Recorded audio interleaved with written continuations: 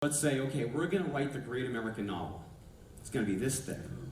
And on every page will be written comedy and tragedy, and it'll be wonderful, it'll be amazing.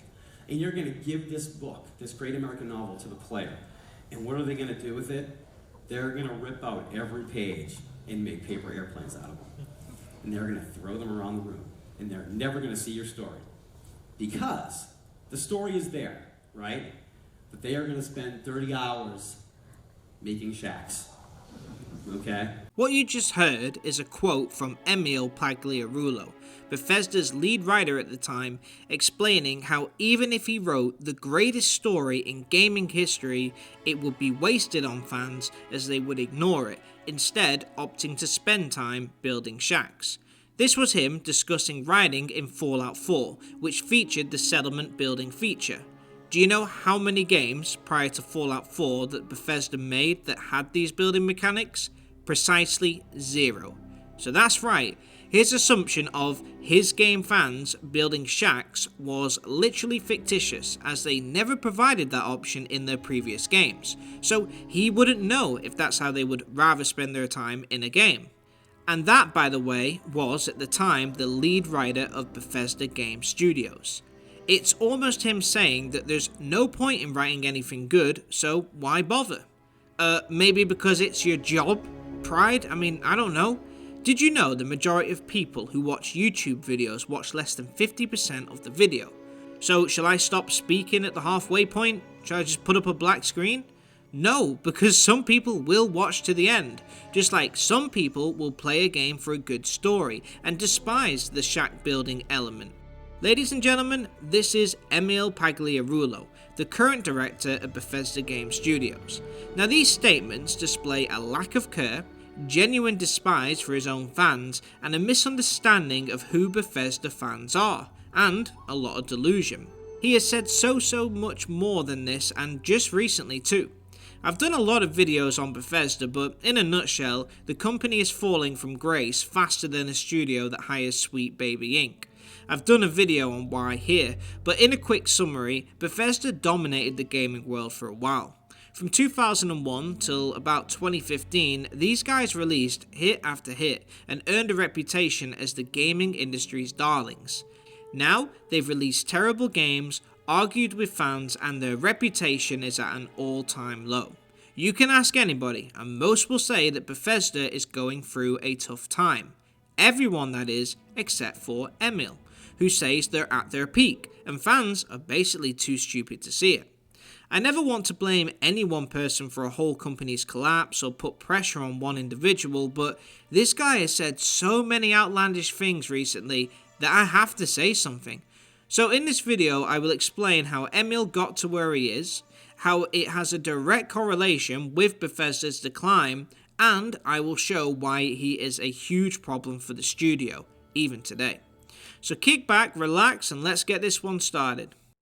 Quick side note, if you're new here and you enjoy video game discussions, please consider subscribing. That is all. So first of all, let's cover the story of Emil Pagliarulo.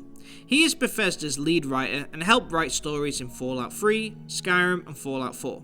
Originally involved in the development of Thief 2, The Metal Age, he then moved over to Bethesda Game Studios, helping in the Elder Scrolls 3 Morrowind expansion, Blood Moon. At Bethesda, his first task was creating miscellaneous quests for the Blood Moon expansion. He then worked as a designer on the Elder Scrolls Oblivion, largely for the Arena and the Dark Brotherhood. After his successful writing in Oblivion, he was elevated to lead writer on Bethesda titles, and in 2011 he served as a senior designer on the Elder Scrolls Skyrim. After this, he went on to write in Fallout 4 and Starfield. Pagliarulo also worked on Fallout 76 as a design director. In 2022, it was uncovered by Kotaku that the development of Fallout 76 suffered massive mismanagement from top-level executives, with one developer stating that during development our design director, Emil, didn't seem to want to be involved with the product at all. He didn't want to have any contact with it, or read anything that we put in front of him. Pagliarulo refused to comment on Kotaku when asked to give his side of the story. Emil then worked on Starfield as the design director and the lead writer. So now, let's revisit the history of Bethesda games and how well they did. I'm going to start at Morrowind, when Bethesda really took off. Coming out in 2002, it sold 4 million copies and it received stellar reviews. It captured the true open world RPG feeling, and still to this day it has a strong fanbase. It got 9.4 out of 10 from IGN, 4.7 stars on Google and 87 on Metacritic. It was a strong game and it put Bethesda onto the map. It exceeded in role-playing elements, dialogue and writing. Then in 2006, Oblivion arrived. Emil had a hand in this game writing the Dark Brotherhood questline, which was quite good to be fair, but his role was limited outside of that. Oblivion released in 2006 and it sold 9.5 million copies. It got a 9.4 out of 10 from IGN and 94 on Metacritic. Then Fallout 3 came out, and Emil served as the lead writer for this game. It sold 12.4 million copies and scored well, and then Skyrim would come out 3 years later and represent the peak of Bethesda games. Again, Emil was the lead writer for this too. Now, something I want to mention about Skyrim. There was already a ton of lore established at this point. Emil did not need to create any of the backstory, characters, factions or world building as it was already established. He would use those tools to write storylines and questlines. Now, most people would say Skyrim is a magical game for its open world, exploration, role-playing elements, but very few would say it's for its writing. Most characters were forgettable, most questlines were too, barring a few good entries, and the main story, well, most people never actually finished it. Why? Well, the writing doesn't keep you hooked. In fact, many argue that Oblivion's writing was much better than Skyrim's. They would say that Skyrim improved on almost everything Oblivion did except for its writing and role-playing options. So, Skyrim was not a very good game in terms of writing, I would argue, but it excelled at everything else. But the lore held it together. The Mages Guild, great concept, great lore. The Mages Guild questline, not so good. But no matter what, when the writing was done, it was held up with a well-established lore to help make the workload easier. If you think I'm wrong, let me know in the comments. And then in 2015, Fallout 4 dropped, and this is when the problems began to surface. Emil was the lead writer and director for this game. Now it scored pretty well across the board, but it held a user score of 7 out of 10 on Metacritic. Now I've done a video on why Fallout 4 is divisive, but I'm going to summarise it here. The gameplay was better than 3, the world was bigger, quality of life changes were better, the modding community had more, just in general it was a better game than 3, but not so much in writing. Fallout 3 was known for outstanding character writing, riveting side quest stories and a really good main quest. Fallout 4 followed the pattern of Skyrim in terms of writing. It wasn't great. In fact, it was the main thing holding back Fallout 4 from being the outright better Fallout game. Emil also implemented a dialogue system unlike previous games, allowing players to choose from 4 vague responses. It was generally not appreciated by fans, with even Todd Howard stating that it was a mistake. But in this same video that I showed you earlier, Emil created this dialogue system and claimed to be proud of it, despite Todd disagreeing. Another thing that hurt Fallout 4 was the release of Fallout New Vegas in 2010. Using the same engine and assets from Fallout 3 made by Bethesda, Obsidian were able to create a game in a short period of time that had fantastic writing, great side quests, great role-playing and memorable characters. This game identified the issues with the writing from Bethesda versus other game studios. After Fallout 4, Witcher 3 released the same year and blew that game out the water. At this point, gamers were used to stories being weak in a giant open world game. Usually, you could either have a great story, like The Last of Us, but in a linear experience, or you could have a giant open world with hundreds of side quests, but the writing wouldn't be as good. That was sort of like an unwritten rule. Then Witcher 3 came, then Red Dead Redemption 2, then other games, and the standards have changed. But even then, Emil had a lot of lore to fall back on for the Fallout games. Now if you ask Fallout 4 fans what they love about the game, it's usually the lore, the open world, exploration, the modding community. Very rarely is it the writing or the dialogue options. Sound familiar? So a pattern is being formed where the lore is protecting what is not really such great writing. Now let's fast forward to Starfield. This game dropped and it was hugely disappointing. It was not the game fans wanted. Look, I'm not going to go into detail about everything wrong with Starfield, I've done other videos on that here, but I want to talk about the writing. There was no lore for this. Emil, as the lead writer and director, had to create his own stories, his own worlds, factions, and everything else. And what did we get? Cowboys in space. Space pirates. Farmers who live on the moon who have country accents like they're out in Georgia. I was out planting in the fields when I saw some men approaching. They look like soldiers with uniforms and weapons and such. This is when the true writing skills of Emil and Bethesda were finally brought to light. It was poor. Compared to a game also set in space, Mass Effect had different races, aliens, backstories for planets, lots of different histories to explore. Starfield, only humans.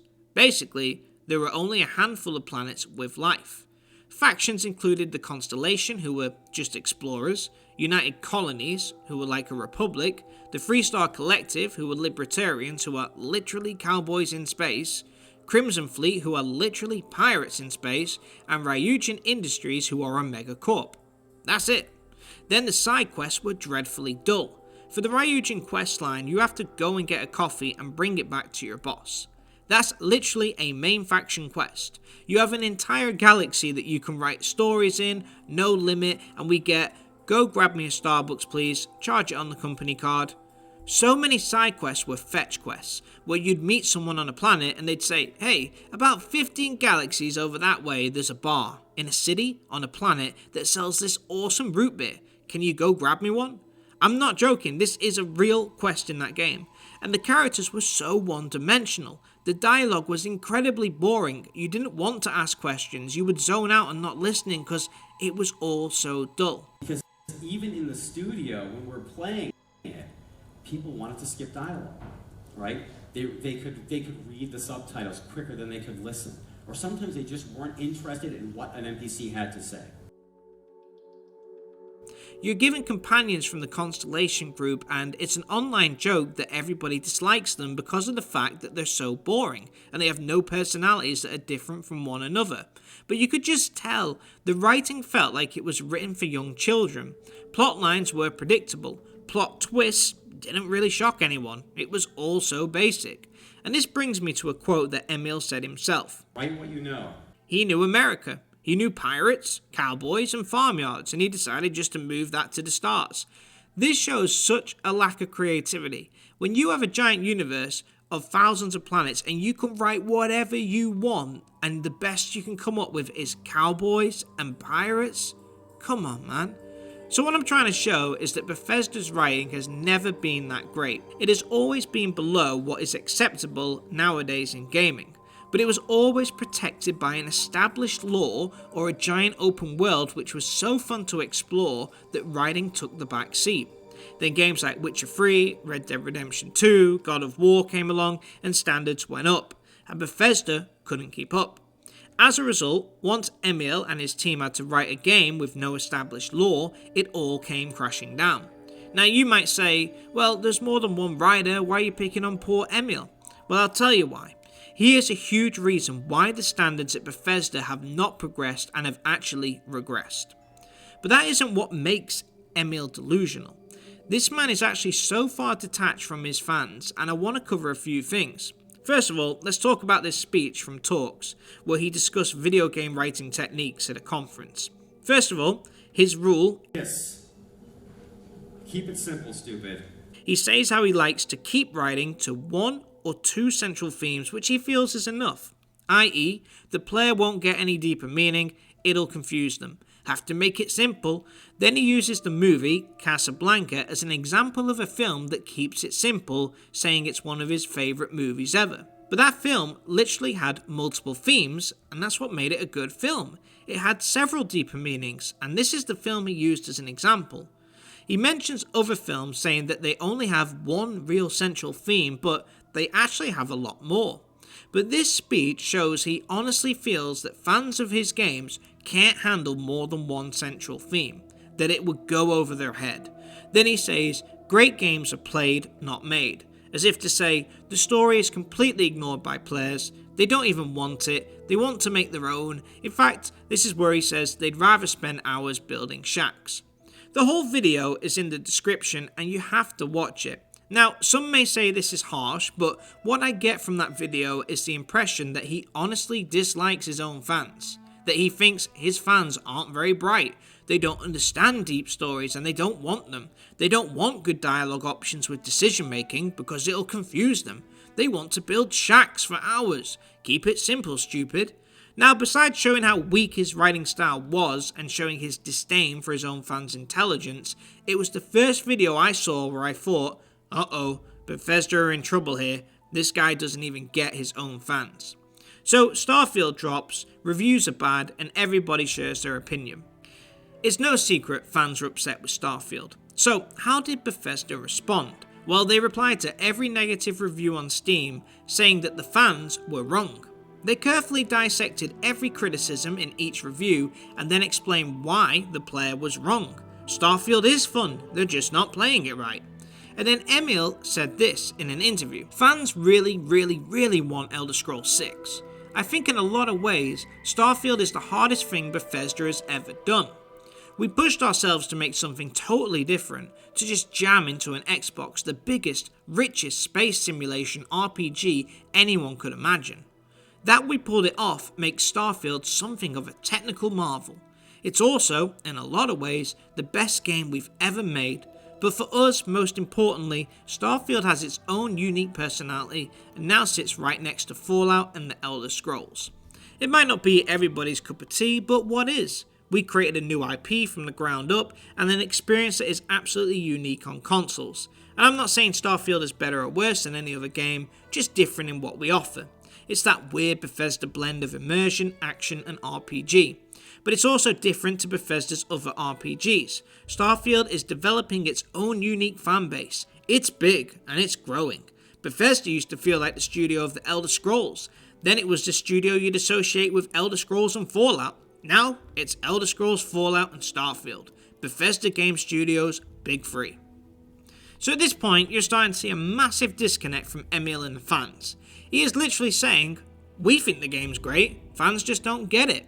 It again shows a lack of respect for fans, arrogance, and also tone deafness. If I made a video and it got a 90% dislike rate, I would not make other videos just to say how that's the best video ever and fans who don't like it just don't get it. But that's what Emil did. It was terrible timing and it showed a lack of humility from the company. But you're seeing a pattern emerge. They get criticism, constructive a lot of times, and then they snap back. Starfield is amazing. Fans just don't get it. It's too complicated for them. It's the best thing ever. It's got loads of fans and growing. We know what we're doing. They know better, and why would they care what their own fans have to say about their games anyway? Now we fast forward to Shattered Space, the recent DLC for Starfield. I did a video on this, but the point is, it got slaughtered. It was awful and unacceptable. And you know what Emil said? Here, I'll put it on the screen. Any Bethesda developer who's been around since the Horse Armor days knows that by this point, if we understand one thing, it's DLC. It's pretty strange that he uses Horse Armor as the benchmark here, but anyway. That's not to say we're on autopilot and don't think about it now. It means we still think about it and have probably thought about it more than any other studio since those early days. And I think the result of all that contemplating is we have a pretty good handle on how to plug new content into our huge games. So his initial response to releasing a weak DLC was to say, we're the kings of DLC. Like, have you played Blood and Wine, Shadow of the Erdtree, Phantom Liberty? This DLC was an insult at $30 compared to those two. And fans online said the same, but look at that response. Now, a pure Xbox post came out after the DLC dropped with the headline, Starfield design director defends Shattered Space DLC after mixed reviews. Now, mixed reviews is an understatement, as on Steam right now it's sitting at a mostly negative rating, which is a record even for Bethesda. People did not like it at all, but his response on X said this. X has never been a place for polite discourse, but I'd like to address what I can. I don't like leaving fans hanging. In fact, I generally say more than I should. We have a community team for a reason, but I think a bridge to the devs is important. First, the interview. As a design director, sometimes I'm asked or instructed to do interviews. I was happy to do that, to represent the designers in the studio. Seeing how hard and passionately they worked on Shattered Space, they deserve nothing less. Optimism and excitement are pretty standard for interviews, and I'm generally pretty optimistic and excitable about games by nature. That said, my optimism is no way meant to be mud in the eye of any dissatisfied fans. I'm also very proud of Shattered Space. We all are. Most of the quests and levels were done by the designers who worked on previous Bethesda games and DLCs going all the way back to Morrowind. They're good at what they do and it shows. If folks haven't played Shattered Space and they like Starfield, they're missing out. If folks have played Shattered Space and still don't like it, that makes me sad, honestly. Just know we've also been hearing from plenty of people who love it. Maybe it's a game of expectations. Fans want a lot and we do all we can to accommodate them. And here we are today. So from all these interviews, tweets, articles, Steam review responses, we can see two things: a lack of accountability and tone deafness. Now it's no secret that Starfield and Shattered Space got bad reviews. I mean, it's online everywhere, but the way that Emil responds, it's like the game got a perfect score. A technical marvel? Have you seen the loading screens? Have you played other games? Bethesda just keeps reiterating how great Starfield is, how proud of it they are, how it's a gaming miracle. And then the second part of it is fans want too much. They expect too much. I have honestly never seen anything like this before. But look, I did a video recently based on an article where Bruce Nesmith, the lead designer, said that after the negative reaction of fans from Starfield, it was nearly impossible to meet fan expectations. So again, another developer saying the fans want too much. And that gets me to my final point. Emil's mentality, what he says, the way he talks about fans, the way he ducks negativity, his inability to take on criticism and learn from it, the way he seems to live in a fantasy world where Starfield and Shattered Space are the greatest games of all time, has spread across Bethesda. The writing styles and game design he pitched at talks is their main plan in every recent Bethesda game. Keep it simple, stupid. Add more shack building. Make stories basic. Make more radiant quest lines that never end. It's all there. His lack of creativity has hindered Bethesda, and now it's finally been exposed in Starfield, and the reaction says everything. We worked really hard on Starfield, he says. He defends people who made it and just ignores any ideas to improve. This is the new Bethesda now. They are no longer interested in listening to what the fans want. Their opinion of us is that we're just wrong and they know better. It is arrogance and delusion on another level. To see this happen to a company I once loved is devastating to watch because, let's be honest, we all pray and hope for a fantastic Elder Scrolls 6, but judging by the things they're saying, they're gonna do what they want. If you don't like it, it's your problem, because they know best.